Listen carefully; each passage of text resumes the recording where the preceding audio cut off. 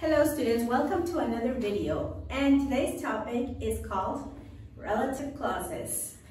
What is a relative clause? Well, it's part of a sentence that is going to help me describe a person, a thing, or a place. To make relative clauses or to use relative clauses, we're going to have to identify first these three relative pronouns. There are more, but these are the most common. Who, which, and where. Who is going to be used to connect people, means that I am describing a person. Which is going to be used to describe things or animals.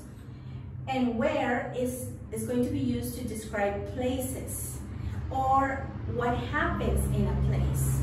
Okay? So, like I said, relative clauses help us do two things.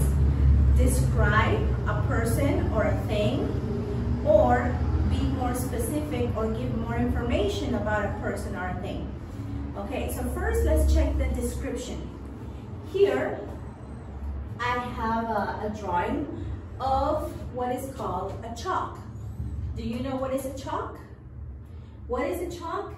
It's the thing which is used to write on a blackboard. Maybe you don't know the word chalk, so when you want to know it, you describe the person what it does. It's a thing, yes, because I don't know the name, it's the thing which is used to write on a blackboard. I use which to connect my description because a thing is a thing, so it's very easy. Which for things. And then here I have a man who has a letter in his hand. So this is the person who delivers the mail. What am I describing? I'm describing a postman. So what is a postman? It's the person who delivers the mail. And I'm using who to connect my relative clause because I am describing a person. Okay? Now, relative clauses also help us be more specific about person or things. If I say, that's the woman, my sentence is complete. That's the woman. But what about the woman?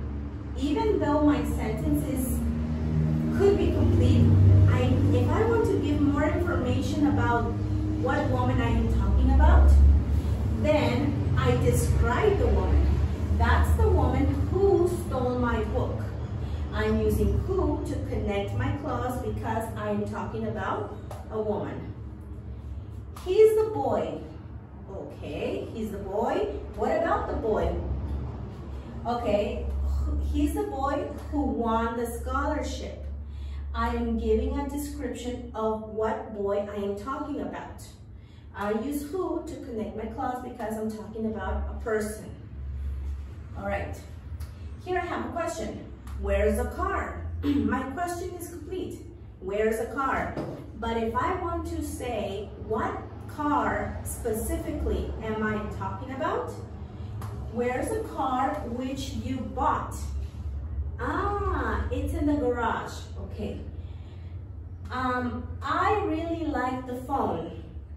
Okay, it's a complete sentence. I really like the phone, but what phone?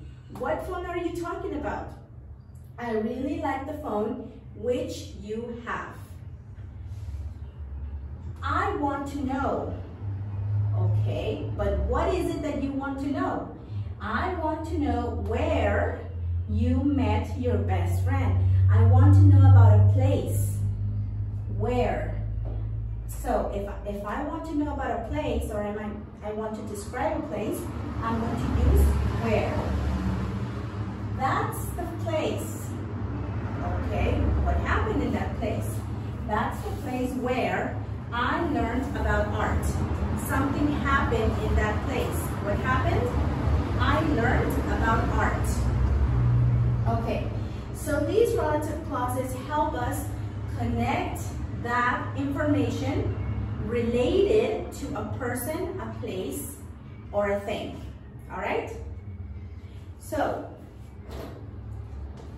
thing about these relative clauses is that you can make them a little bit more simple. Who and which are two pronouns that you can substitute with the word that. And that is actually more common in everyday language. So whenever you have a who or a which, it can be substituted by that. For example, that's the thing which or that is used to write on the blackboard. It's the person who or it's the person that delivers the mail.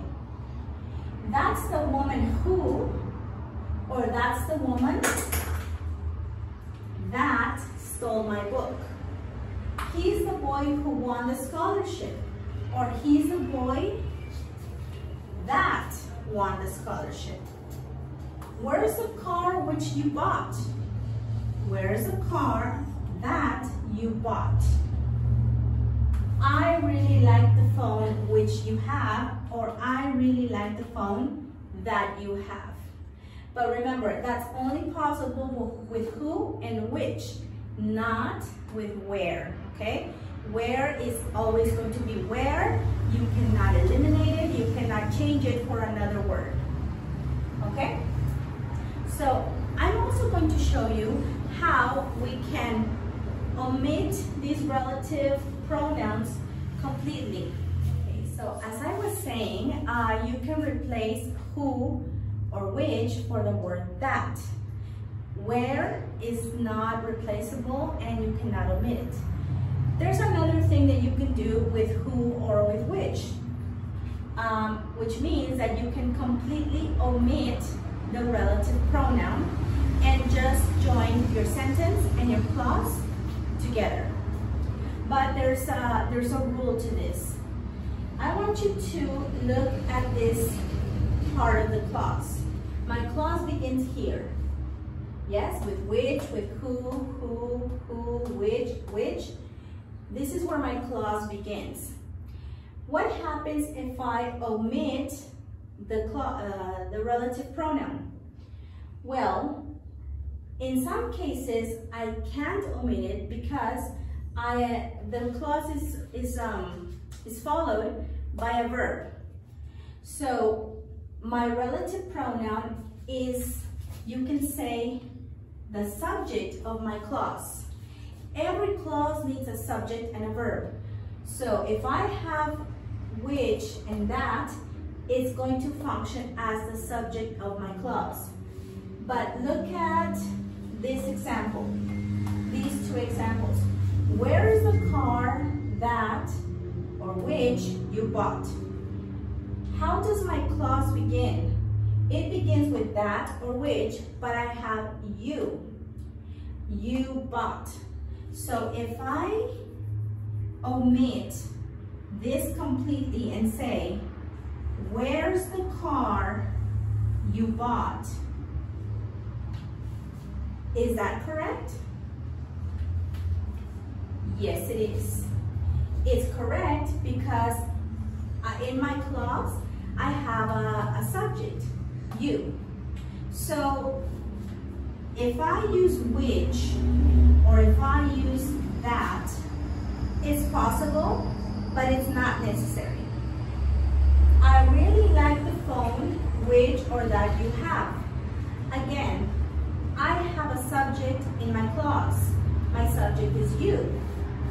So I also can omit the relative pronoun and say, I really like the phone you have. If I use which or if I use that, it's optional, but not necessary. It's not necessary. In the other cases, like, that's the woman who stole my book, I have to use either that or who. But I have to use one of them because my clause doesn't have an independent subject. My subject of my clause is that or who. Same thing here. If I don't use a relative pronoun, then I don't have a subject in my clause. So I have to use that, or I have to use who as a subject of my clause, and my verb is one. Okay? So you have many options for which or who. Remember, who refers to people, which refers to things. You can change who or which for that, and in some cases, depending on the clause, I can use nothing, and I can just join my principal sentence with my clause. All right, guys, well, I hope this was useful for you to use relative clauses. I hope to see you here in the next video.